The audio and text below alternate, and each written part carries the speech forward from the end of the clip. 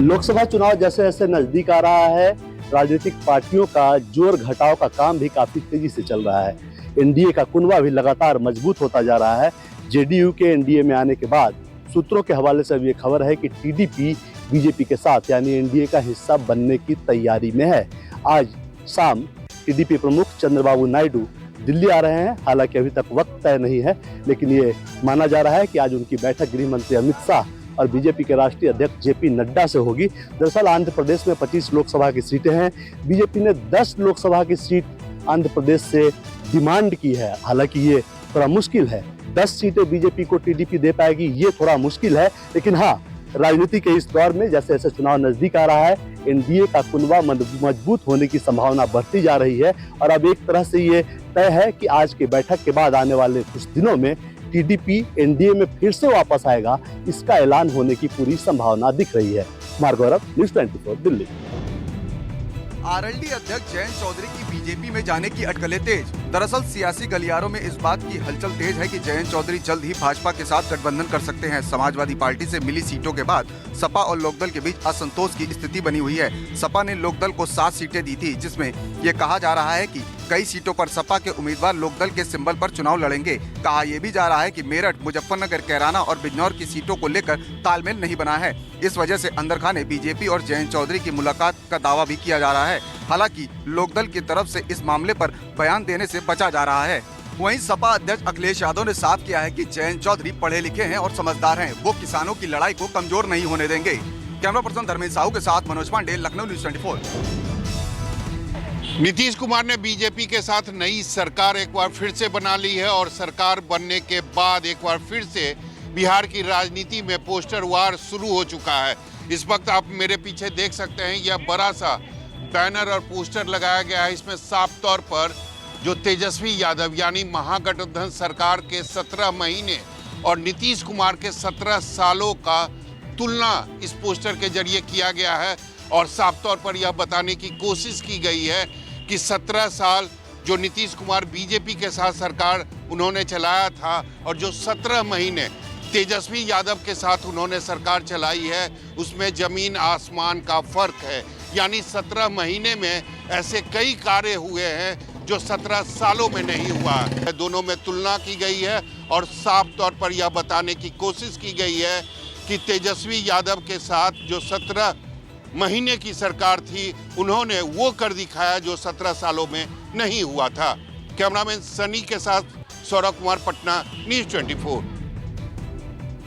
शिवसेना के बाद अब एनसीपी में भी 2 फाड़ हो चुका है। शरद पवार की एनसीपी अब भतीजे अजित पवार की हो चुकी है। चुनाव आयोग ने अजित पवार को नाम और चुनाव चिन्ह दोनों दे दिया है, लेकिन इस फैसले को लेकर एनसीपी शरद पवार गुट के जो कार्यकर्ता हैं, नेता हैं, काफी नाराज हैं, प्रोटेस्ट कर रहे हैं। जो उनका बालाट पियर में दफ्तर है, यहाँ पर आ रहे हैं। उन्होंने पोस्टर बैनर भी लगाया है और लिखा है जहाँ राजा वहाँ प्रजा। अजित पवार के जो पोस्टर हैं उस पे एक तरह से क्रॉस लगाया हुआ है और उस पर लिखा हुआ है कि जो चाचा का नहीं हुआ वो जनता का क्या होगा, और घर का भेदी लंका ढाए, इस तरह के बैनर लगाए गए हैं। अब ये तय हो गया है कि जिस पार्टी की स्थापना शरद पवार ने की थी, अब ये पार्टी उनकी नहीं रही। अब ये पार्टी उनके भतीजे अजित पवार की हो गई है। अब उनको नई पार्टी बनानी होगी। तो कहीं न कहीं जो कार्यकर्ता हैं वो उनके अभी भी साथ बने हुए हैं। कार्यकर्ताओं का कहना है कि जहाँ पे राजा होता है वहीं पे प्रजा होती है, और जब राजा रहता है तो राजधानी फिर से बन जाती है। तो कहीं न कहीं फिर से शरद पवार जनता के बीच में जाएंगे और पार्टी को खड़ी करेंगे। कैमरा अंचल के साथ इंद्रजीत सिंह, न्यूज़ 24, मुंबई।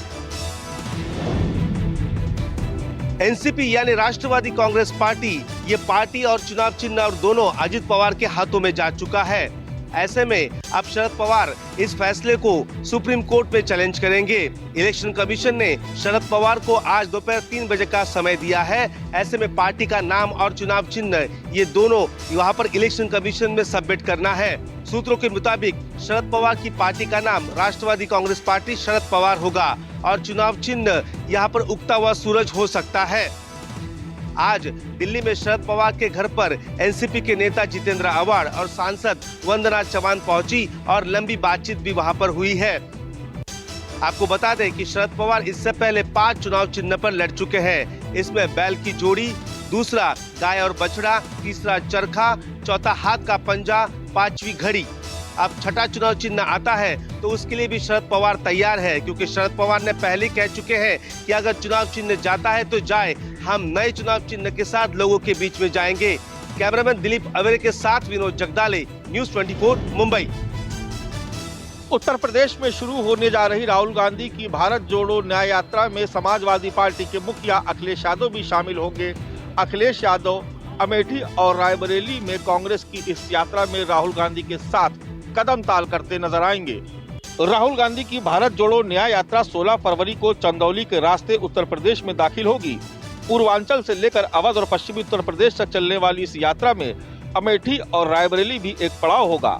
कांग्रेस की तरफ से राष्ट्रीय अध्यक्ष मल्लिकार्जुन खड़गे ने कल ही अखिलेश यादव को राहुल गांधी की इस यात्रा में शामिल होने के लिए निमंत्रण भेजा था, जिसके थोड़ी ही देर बाद बाकायदा समाजवादी पार्टी की तरफ से यह लिखित सूचना जारी की गई कि अखिलेश यादव अमेठी और रायबरेली में राहुल गांधी की इस यात्रा में शामिल होंगे। दरअसल अमेठी और रायबरेली दो ऐसी सीटें हैं जहां पर समाजवादी पार्टी कांग्रेस के खिलाफ अपने उम्मीदवार नहीं उतारती। ऐसे में इन दोनों ही लोकसभा सीटों पर अखिलेश यादव के कांग्रेस के साथ खड़े होने पर समाजवादी पार्टी को कोई ऐतराज नहीं है। कैमरा पर्सन सचिन कुमार सैनी के साथ मानस श्रीवास्तव, लखनऊ, न्यूज़ 24। मराठा आरक्षण को लेकर महाराष्ट्र सरकार जल्द ही विधानसभा का विशेष सत्र बुला सकती है। सूत्रों से जो जानकारी मिल रही है उसके मुताबिक राज्य सरकार 15 फरवरी तक या फिर उसके बाद विधानसभा का सत्र जो है वो बुलाएगी। वहीं महाराष्ट्र सरकार में मंत्री दीपक केसरकर ने कहा है कि राज्य सरकार को पिछड़ा आयोग के रिपोर्ट का इंतजार है। जैसे ही वो रिपोर्ट राज्य सरकार के पास आ जाएगी उसके तुरंत बाद राज्य सरकार जो है विधानसभा का सत्र बुलाएगी। वहीं मराठा नेता मनोज जरांगे पाटिल ने मुख्यमंत्री एकनाथ शिंदे को आरक्षण को लेकर नई चेतावनी दी है। मनोज जरांगे पाटिल ने कहा है कि आरक्षण की लड़ाई अभी तक खत्म नहीं हुई है।